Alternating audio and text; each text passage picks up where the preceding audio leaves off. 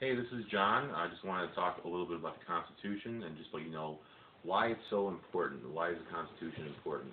Well, the Constitution is really important. I'll tell you. I'll tell you why. Basically, the Constitution was written by Thomas Jefferson, John Adams, and company back in 1789. And they just what they did was they saw that there was something wrong with the whole European system, and Europe was always at war, and they were being taxed by the king and the queen, etc. And it was basically a pretty oppressive type system, and they were now being oppressed by that system. They were being taxed without representation, which means their tax dollars were being used for things that weren't for them and for their colonies. There was other things going on too. And so they said, you know what, we want to have our own thing. We don't want to be under the rule and the oppression of the king and the queen. And that stuff doesn't seem to work. We're just going to kind of like do our own thing, and we're going to form a more perfect union. And so they developed this thing called the Constitution. And basically what that does is it takes the right, the whole sovereign rights of, say, the king and the queen, and of them having all the rights. Then you have basically the serfdom underneath them. So you have that's what you had in Europe, was basically king, queen, and serfdom. And the king and the queen and that upper elite, they had the power. They had the power of God, basically. And so they just said, you know what, we don't want to do that. We want to let the people have the power, let the people have independent liberties, let the people have all that sovereign power themselves, and make government very, very limited, so we don't get into the type of situation that Europe is in, which is basically an oppressive type of situation that they had, which didn't seem to them to make much sense and to work. They wanted a free society. They wanted people to have freedom. And so they wrote the Constitution. And the Constitution, has the Declaration of Independence. It has the preamble, which is just means an introduction, basically explaining what this form is going to be all about and what this whole document is going to be about. So that's the preamble, and then they had originally 10 amendments. And those amendments basically guarantee you rights. They're guaranteed rights under the law and rule of the land. It is the supreme law of the land. So they wrote the Constitution, and they guaranteed the American society all of those rights. They said, you have all these rights, and they wanted to limit government and have the people have the rights that people should have, and not let the government get too big and too oppressive and turn into something like King George in Europe, because that stuff wasn't working. They didn't like it. They thought it was very oppressive to the people. They thought it was a very bad system, and it was. It really was. It was okay to some degree, but it just guaranteed the rights of very, very few. So they changed all of that. Now, anyways, one of the things that's going on these days, and one of the things that the reason why I'm doing this video, is the Constitution is really under attack these days. The government is out of control, and I think we all need to be vigilant to that, and we need to fight for it. Freedom is not something that you can just freedom is not a thing that you can just kind of let be there and think that it's all going to be right, because in the end, there are people who don't want you to have that freedom. And sometimes when somebody gets power, they get kind of crazy with power. Not everybody does, but a lot. But unfortunately, some do, and that's what has happened. Our good friends Bush and Cheney, they made torture legal. Well, torture is not legal. Under the Fifth Amendment, anybody who commits a crime has the right to remain silent.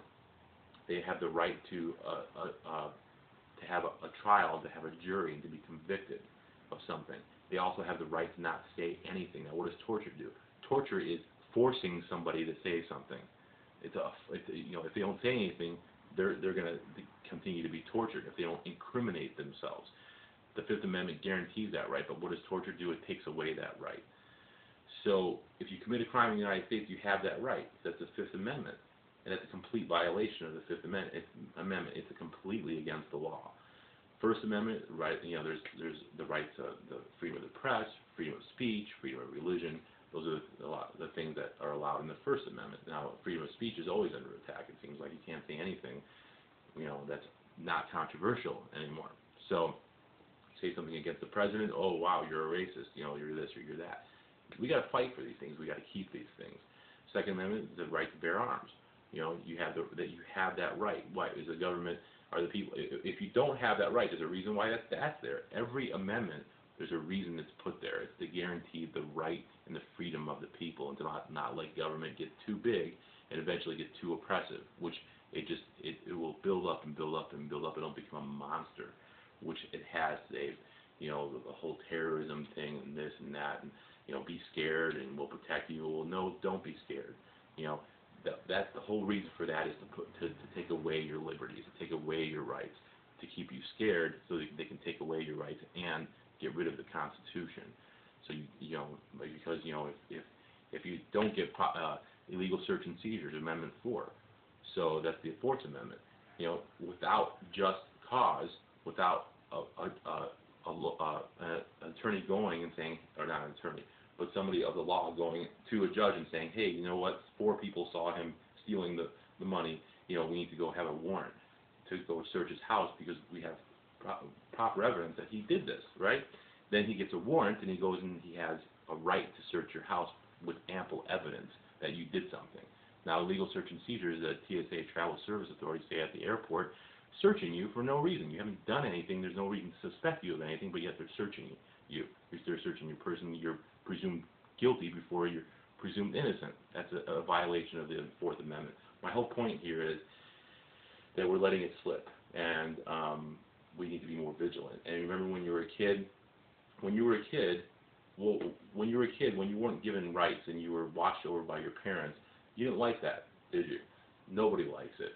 You felt like you could stay out late. You feel like you could, make your own choices, but yet you're ruled over. Now, I'm not saying that parents are bad or anything like that, but parents tend to do this. Now, the really strict parents, what happens? The teenager rebels because he's under so much discipline, so much control, that when he got that little bit of freedom, he just rebelled because he wanted to make his own choices.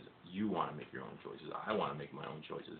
So you did when you were a kid. I'll take that on a grand scale. Imagine the government watching over you, and the government telling you what to think and what to do, and you can't do this, you can't do that. The Constitution guarantees that you can. So what I'm saying is, be vigilant for it. It's slipping away from us. Don't let it happen on that grand scale of the government watching over, not the parents. Remember how it was when your parents were watching over. Well, a lot of times you didn't like that because you weren't able to make your own choices, think for yourself, and do all that.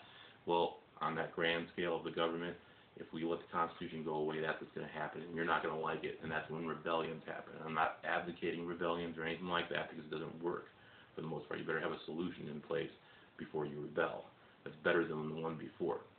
But if we let these things go away, we're going to have that. We're going to have the government, big sis, big brother, whatever you want to call it, watching over you and telling you what to do and what to think. We don't want that. That's why I'm making this video. I'm asking everybody whoever watches this, hey, be vigilant. Understand what your rights are. The Constitution is simple. It's not complicated. It guarantees your rights as a person, and we need to be vigilant for that. And that's what I'm asking you to do. Just be vigilant. And if you are, we can save this thing. Okay, but it's kind of going downhill kind of fast. So a lot of stuff's been violated, especially over the last 10 years. It's really been stepped up. So let's do what we can. Let's wake up here. Let's not be so concerned about the football game and the baseball game, even though that's fine.